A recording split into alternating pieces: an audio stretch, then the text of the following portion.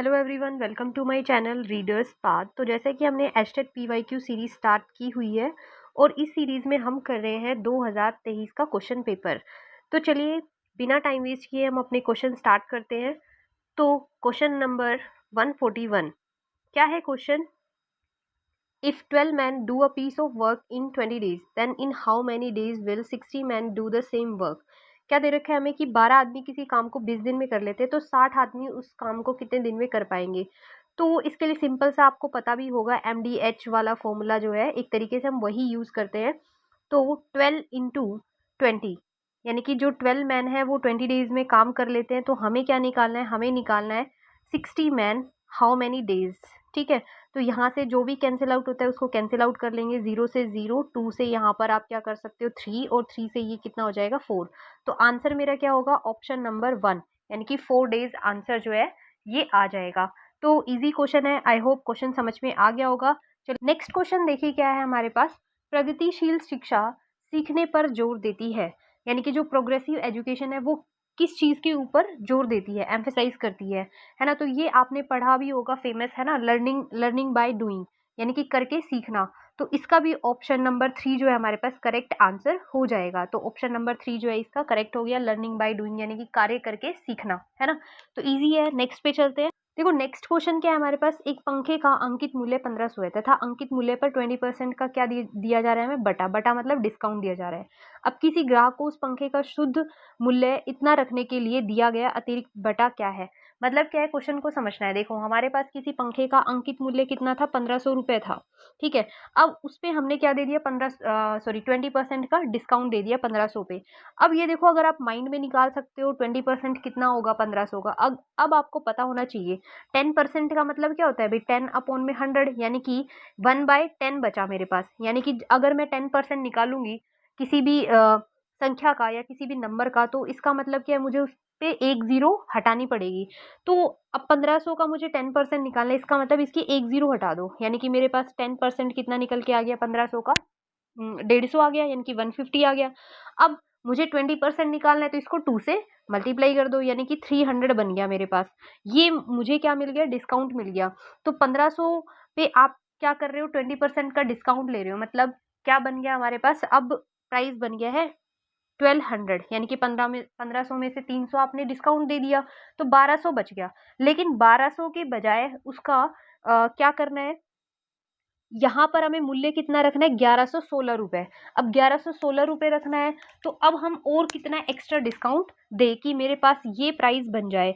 तो अब देखो इन दोनों का डिफरेंस निकाल लो। 1116 रुपए का अगर आप डिस्काउंट निकालोगे तो यहाँ पे माइनस करोगे ना, तो आपके पास कितना आएगा? 84 आएगा। ठीक है, अब 84 आएगा, यानी कि 84 रुपीज का हमें डिस्काउंट और देना है। अब ये 84 रुपीज जो है ना 1200, अब हम डिस्काउंट किस पे दे रहे हैं? 1200 पे दे रहे हैं, ना कि 1500 पे। तो अब 84 को हम परसेंटेज में कन्वर्ट कर लेंगे 1200 के हिसाब से, है ना?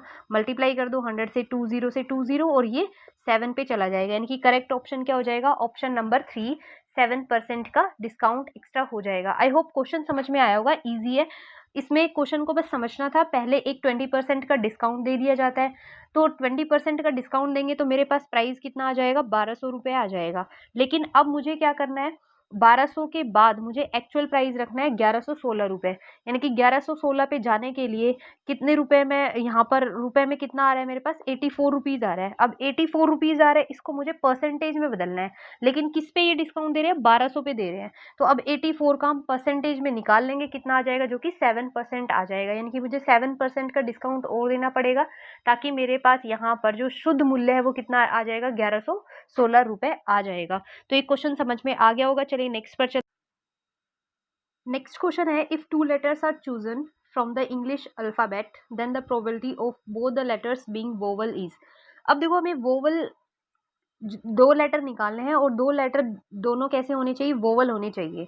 अब वोवल होने की प्रोबेबिलिटी हमें निकालनी है। अब आपको पता होगा इंग्लिश अल्फाबेट के अंदर 5 वोवल होते हैं, तो हमें 5 वोवल जो है उसमें से ही सेलेक्ट करना है। कितने लेटर सेलेक्ट करने हैं? 2 लेटर सेलेक्ट करने हैं। तो जब भी सिलेक्शन होगा तो हम क्या लगाएंगे? कॉम्बिनेशन लगाएंगे। तो क्या करेंगे यहाँ पर? 5C2 यहाँ से निकालेंगे, ये हमारे पास क्या बनेंगे? Favourable cases. तो 5C2 जब आप इसको सोल्व करोगे तो क्या बनेगा? 5 फैक्टोरियल अपॉन 2 फैक्टोरियल, 5 में से 2 माइनस करोगे तो 3 फैक्टोरियल। ये आपको डायरेक्ट ही माइंड में करना है कि 3 यहाँ पर नीचे आएगा तो डायरेक्ट आप लिखो इसको कितना, ये स्टेप पे आना चाहिए आपको। 5 इंटू 4 डिवाइडेड बाई 2, 2 से ये 2 कैंसिल आउट करो, कितना आ गया हमारे पास 10 आ गया। अब टोटल इंग्लिश अल्फाबेट कितने होते हैं, टोटल होते हैं हमारे पास 26। अब 26 में से हमें कितना सेलेक्ट करना है, 2 सेलेक्ट करना है, 26C2। तो 26 फैक्टोरियल डिवाइड में क्या आएगा 2 फैक्टोरियल, और 26 में से 2 माइनस करोगे तो 24 फैक्टोरियल आएगा। अब क्या हो जाएगा 26 इंटू 25, 24 तो कैंसिल आउट हो जाएगा, 2 इंटू 1। अब 2 से ये कितना आ गया हमारे पास 13 आ गया। अब 13 और 25 की हमें मल्टीप्लाई करनी है। अब देखो पहले मल्टीप्लाई मत करो, क्या करेंगे हम, प्रोबेबिलिटी निकालनी है। प्रोबेबिलिटी क्या होती है हमारे पास, जो हमारे पास फेवरेबल आउटकम है और टोटल आउटकम्स क्या है। तो टोटल केसेस हमारे पास बन रहे हैं 13 इंटू 25 और फेवरेबल हमारे पास कितने 10। तो 10 अपॉन में क्या लिखेंगे हम 13 इंटू 25। अब फिर से ये 5 से कैंसिल आउट हो जाएगा 2 और ये कितना आएगा 5। ठीक है, अब यहाँ पर देखो अब हम मल्टीप्लाई कर लेते हैं। तो 2 अपॉन में कितना हो जाएगा 65, ये हमारे पास आंसर हो जाएगा सेकंड। ठीक है, ऑप्शन नंबर 2 जो है वो करेक्ट हो जाएगा। तो आई होप क्वेश्चन समझ में आ गया होगा। चलिए नेक्स्ट पर चलते हैं। अब इस क्वेश्चन में देखो हमें इसकी वैल्यू पूरे की गिवन है, 1/x प्लस 1 प्लस 2/y+2, और ये जो वैल्यू है 1009 z plus 1009 is equal to, ये पूरी वैल्यू मुझे 1 के बराबर गिवन है, मुझे इसकी वैल्यू निकालनी है। तो देखो इसके लिए हमें क्या करना है, हम क्या करेंगे, यहाँ पर ऊपर यहाँ पर पहले मैं इस वैल्यू को निकालती हूँ, x अपॉन में x प्लस 1, ये मेरा किसके बराबर हो जाएगा। देखो मैं इसमें से +1 कर दूं और -1 कर दूं, कोई फर्क नहीं पड़ेगा। x प्लस 1 -1 अपॉन में x प्लस 1, तो ये मेरे पास क्या बन गया।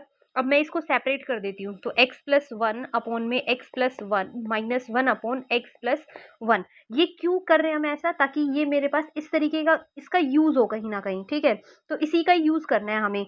तो यहाँ से देखो ये पूरा कैंसिल आउट हो जाएगा, यानी कि 1 -1 अपॉन x प्लस 1 आ गया। यानी कि इस चीज को मैं क्या लिख सकती हूँ, ये लिख सकती हूँ 1 -1 अपॉन x प्लस 1। जैसे हमारे पास क्वेश्चन होता है ना कि हम क्या करते हैं, 1 - 1/2 गिवन है हमारे पास, मल्टीप्लाई में इस तरीके से गिवन होता है तो हम उसको सोल आउट करके लिख लेते हैं। तो इसी तरीके से ये क्वेश्चन है कि x अपॉन में x प्लस 1 है, तो इसको मैंने थोड़ा सा सोल्व करके इस तरीके से बना लिया 1 -1 अपॉन x प्लस 1। तो जब आप इसको सोल्व करोगे तो यही आने वाला है। सेम इसी तरीके से क्या करेंगे हम, y अपॉन में y प्लस 2 को बनाएंगे। तो यहाँ से इसकी वैल्यू मुझे पता चल गई, इसकी वैल्यू मेरे पास क्या आ चुकी है, यहाँ पर इसकी वैल्यू आ गई है 1 -1 अपॉन x प्लस 1। ठीक है, अब यहाँ पर हम क्या करेंगे, यहाँ से लिखेंगे 2 अपॉन y प्लस 2। इसको भी क्या करेंगे, यहाँ पर आप करो 2, ये है हमारे पास, सॉरी क्वेश्चन में गिवन क्या है हमारे पास, ये गिवन है y अपॉन y प्लस 2, ये गिवन है। तो +2 करो और -2 करो, तो सिंपल सा क्या आएगा 1 -2 अपॉन y प्लस 2 आएगा। सेम इसी पैटर्न पे आपको सोल्व करना है। इसी तरीके से जेड वाले केस में देखो, z में क्या है, z अपॉन z प्लस 1009, तो यहाँ पर भी क्या आएगा 1009 को आप प्लस करो माइनस करो तो क्या आ जाएगा हमारे पास यहाँ पर।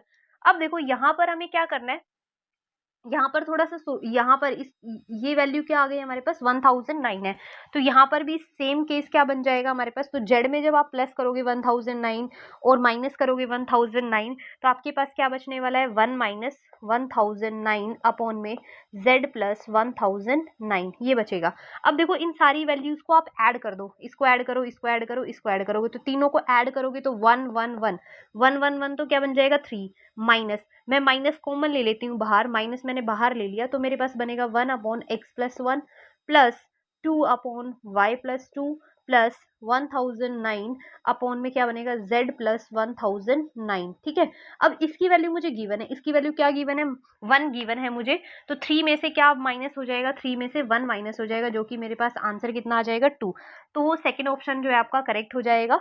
आई होप क्वेश्चन आपको समझ में आ गया। देखो जो गिवन था हमें उसका यूज करना है। अब वो हम कैसे कर सकते हैं, ये हमने इसको थोड़ा सा सोल्व कर लिया, तो सोल्व करने के बाद ये हमारे पास कुछ ऐसा बन जाएगा। ठीक है, तो क्वेश्चन समझ में आ गया होगा। चलिए नेक्स्ट पर चलते हैं।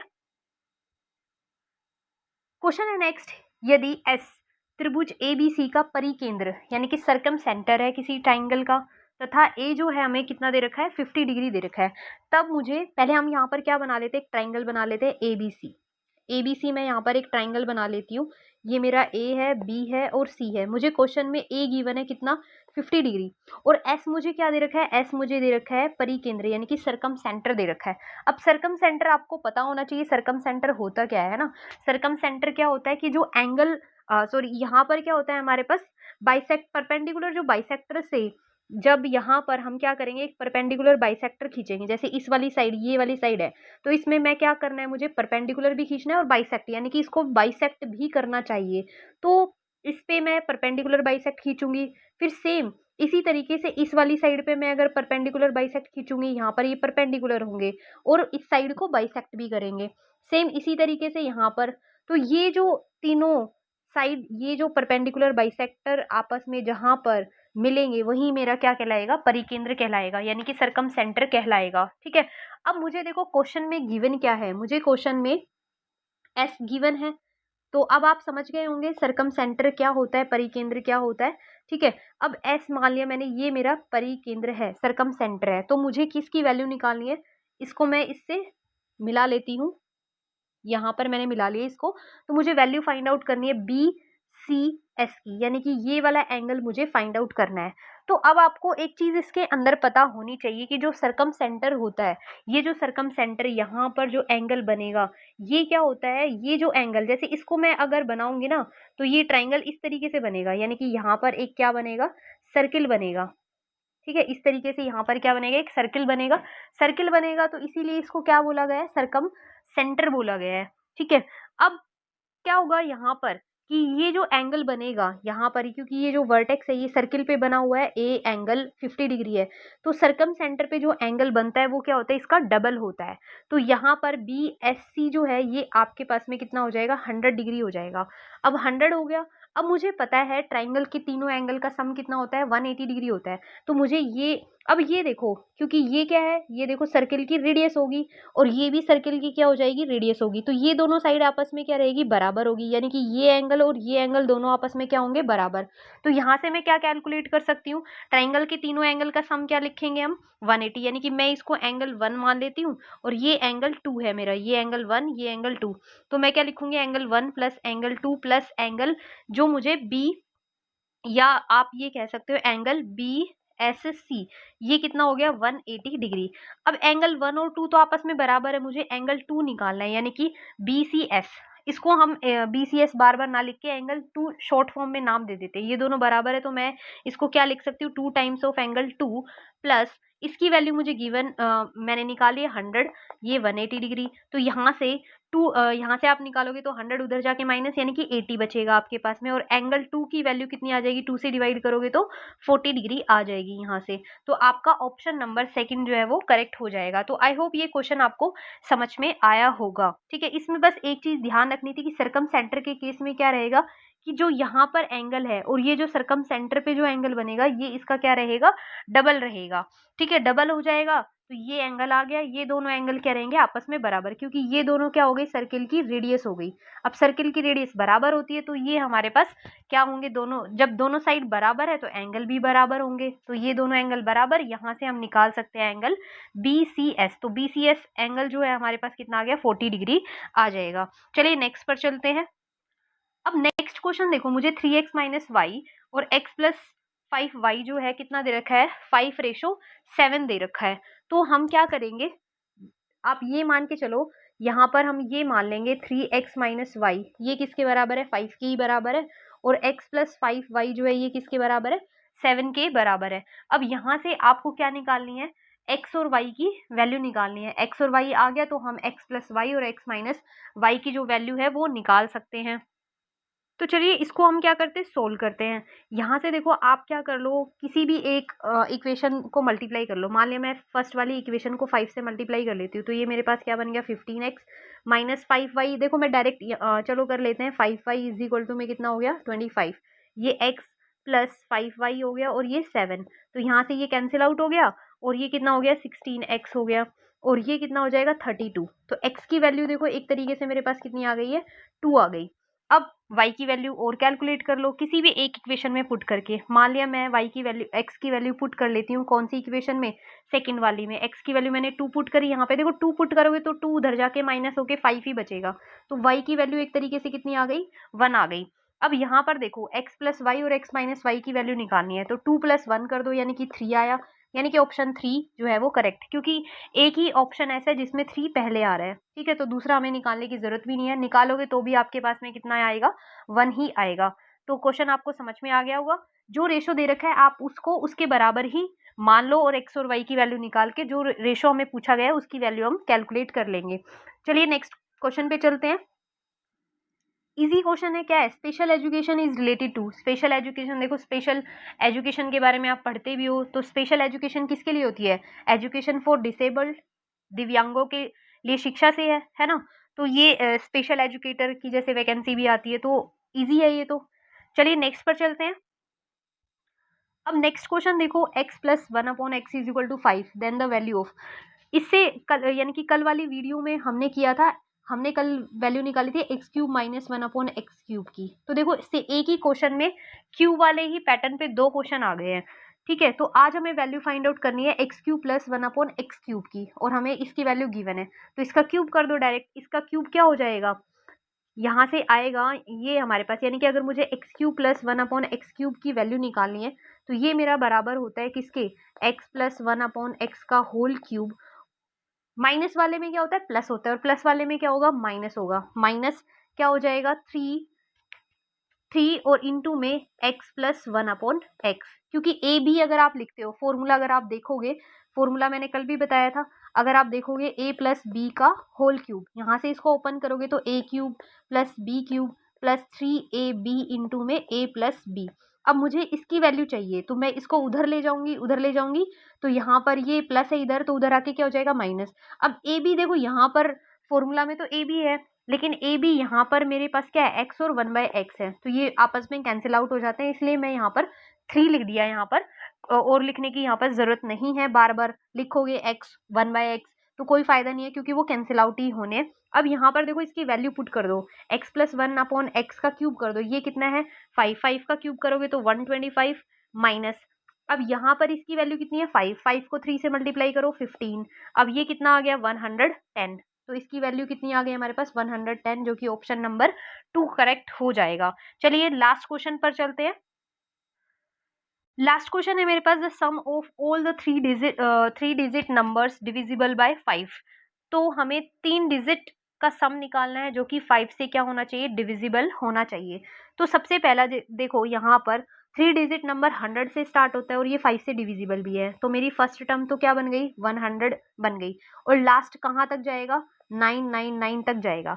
अब 99 तक जाएगा तो लास्ट मुझे देखना है कि 5 से डिविजिबल कौन सा आएगा, तो आपको पता भी होना चाहिए 5 से डिविजिबिलिटी का रूल, लास्ट में या तो 5 आना चाहिए या 0 आना चाहिए, तो यानी कि 9 तो डिविजिबल होगा नहीं, यहाँ पर मैं 8 लिखूं वो भी नहीं होगा, 7 भी नहीं होगा, 6 भी नहीं होगा, यानी कि 5 आना चाहिए लास्ट में, यानी कि मेरी लास्ट क्या आ गई है, जो वैल्यू आ गई है, लास्ट टर्म क्या आ गई है 995 आ गई है, 995 जो है क्या होगा 5 से डिविजिबल होगी लास्ट टर्म।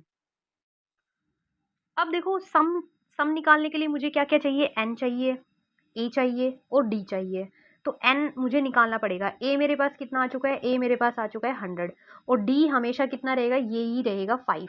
ठीक है, जिससे डिविजिबल है या मल्टीपल पूछा जाता है वो हमेशा क्या रहेगा, उसका d रहेगा, कॉमन डिफरेंस रहेगा। अब देखो मुझे n निकालना है, तो एक तो n आप ap वाले तरीके से निकालो कि ये आपके पास फर्स्ट हो गई, ये लास्ट टर्म हो गई, फॉर्मूला लगाओ, क्या लगाएंगे हम, A N is equal to में क्या होता है a plus N minus 1 into D, तो a रखो d रखो a n, ये आ गई हमारे पास 995, और n की वैल्यू यहाँ से निकाल लो, या फिर हम अपने बेसिक से निकाल लेते हैं। कैसे कैसे निकालेंगे हम n की वैल्यू, यहाँ पर देखो लास्ट टर्म मेरे पास कितनी आ गई है 995 आ गई है, तो इसको आप 5 से डिवाइड करो, तो 5 से डिवाइड करोगे आप, या 999 को कर लो या 995 को कर लो, तो क्या आएगा आपके पास में 5 1 पे जाएगा, फिर 9 पे जाएगा और फिर 9 पे जाएगा, 199 टर्म आ गई। अब देखो 1 से लेकर 999 तक या 995 तक लगा लो, क्योंकि इसके बाद कोई भी ऐसी टर्म नहीं है जो 5 से डिविजिबल है, ठीक है। तो 1 से लेकर 999 तक यानी कि 999 तक कितनी नंबर ऑफ टर्म आई है, 199 आई है, जो कि 5 से डिविजिबल है। लेकिन मुझे तो 3 डिजिट वाली चाहिए। अब 3 डिजिट वाली चाहिए तो हम क्या करेंगे, हम देखो 100 मेरे पास आ ही चुका है तो 100 हम नहीं ले रहे।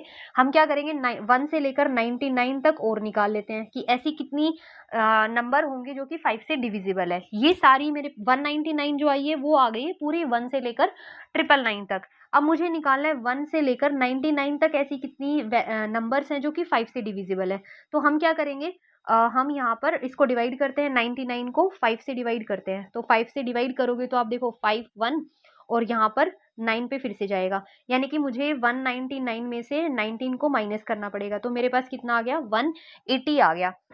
इसका मतलब क्या हुआ कि n की वैल्यू मेरे पास कितनी आ चुकी है, n की वैल्यू आ चुकी है मेरे पास 180, यानी कि 180 आ चुकी है। तो इस तरीके से आपको समझ में आया होगा। अब यहाँ से हम क्या निकाल लेते हैं, सम निकाल लेते हैं, SN।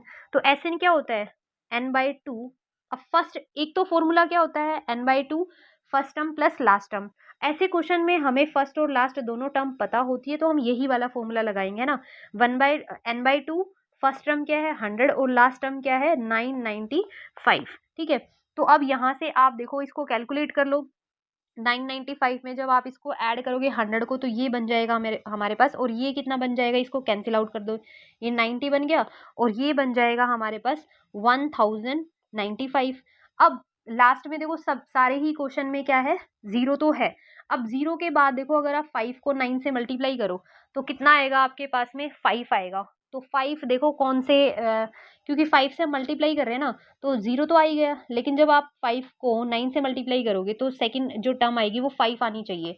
सेकंड टर्म 5 किसके अंदर है, सिर्फ एक ही ऑप्शन में है, जो कि ऑप्शन नंबर क्या हो गया, 4 हो गया। तो आई होप ये क्वेश्चन आपको समझ में आया होगा। तो अब तक हमने 2 सेट पेपर कर लिए हैं, यानी कि 2022 और 23 के 2 सेट पेपर हमने कर लिए हैं। अब हम नेक्स्ट वीडियो में करेंगे 2024 के क्वेश्चंस, 91 से स्टार्ट करेंगे। तो आई होप आपको ये क्वेश्चन समझ में आ रहे होंगे, और इसी तरीके के क्वेश्चन आने वाले हैं आपके जो अपकमिंग एग्जाम है, जो कि आपका 3 और 4 जुलाई को होने वाला है।